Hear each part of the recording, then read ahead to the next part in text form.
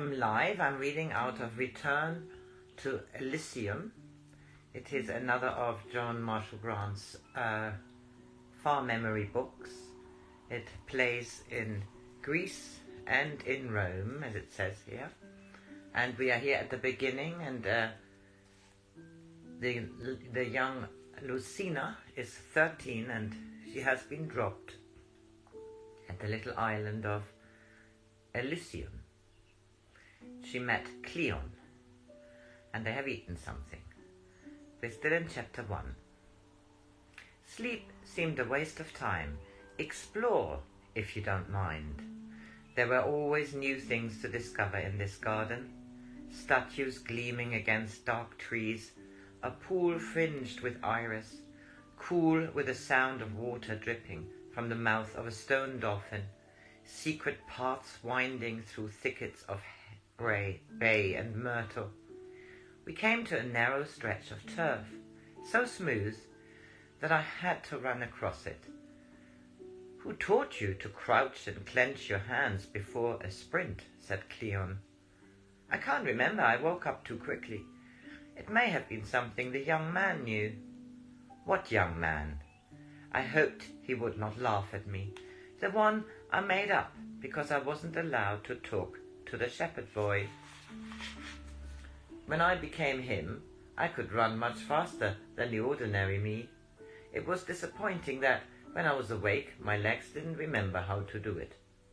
You run very well. If you hadn't already a better name, we might call you Atalanta.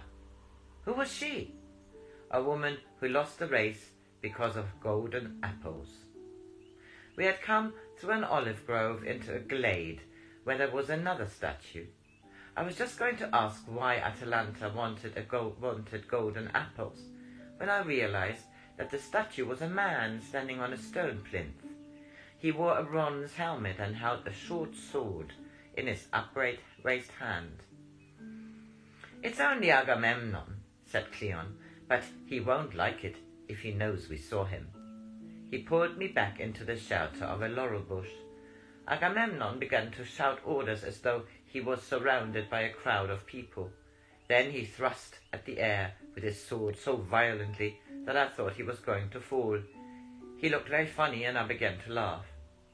Not so loud, or he'll hear you, said Cleon, whispered urgently. Creep away, and do be careful not to let him see you. When we could no longer hear the shouting, we sat on a fallen tree while I picked twigs and dead leaves out of my hair. We had crawled through low bushes to avoid being seen. Cleon seemed embarrassed. Some of us may appear a little odd until you get used to Elysium. For instance, Agamemnon isn't the real Agamemnon, but you just said he was. I mean, he is no relation to the hero of the Trojan War. Most of us are given new names when we come here, to remind us of the direction in which our talents should develop.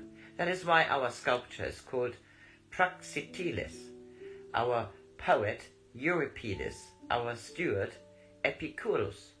I never heard of any of them. Ought I to have done? Were they all heroes? Who was Asclepius, or is that his own name?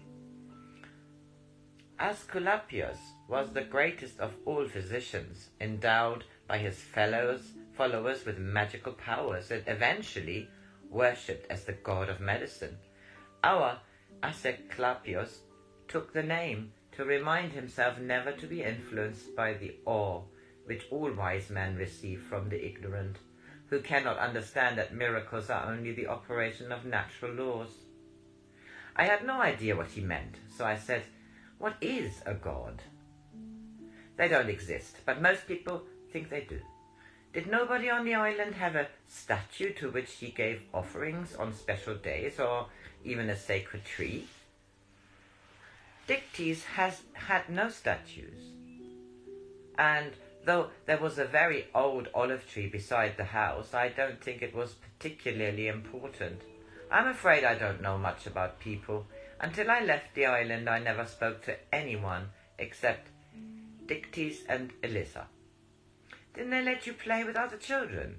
He sounded sorry for me, so I wondered if I ought to feel sorry for myself. No one else lived on the mountain, and Dictys never took me to the village. I tried to make him, but he only got annoyed, so I had to give it up. That is why I had never been in the sea until today. How lucky for me, he said cheerfully. I should be able to teach you to dive and to catch fish with a trident. You will be very happy here, Lucina. For the first time it was safe to think of the island. The high pasture was not so exciting as Elysium, and instead of the ordinary anemones and asphodel and tulips, there were much more interesting flowers. And the food! Meals would be an adventure instead of only a way to stop being hungry. It was sad that I could not bring the goats with me, but perhaps there were goats here too. Would Asclepius let me have a goat? I'm sure he would, if he thinks it is good for you. I was disappointed, for whenever Elissa made me do something disagreeable, she said it was good for me. We were getting close to the house. It was coloured a soft pink and gleamed like coral among the flowering vines that wreathed the windows and hung from the pillars of the central loggia. Asclepius must be very important, probably even more difficult to understand than Cleon. Need I see anyone else today? Of course not. I didn't realize it was so late. I will take you straight to your room and explain to the others that they must wait until tomorrow to welcome you. As we passed the kitchen quarters, I saw a man peeling onions and another plucking a goose. They both looked up and smiled, but we did not stop to talk with them. In Elysium you will find only friends, said Cleon.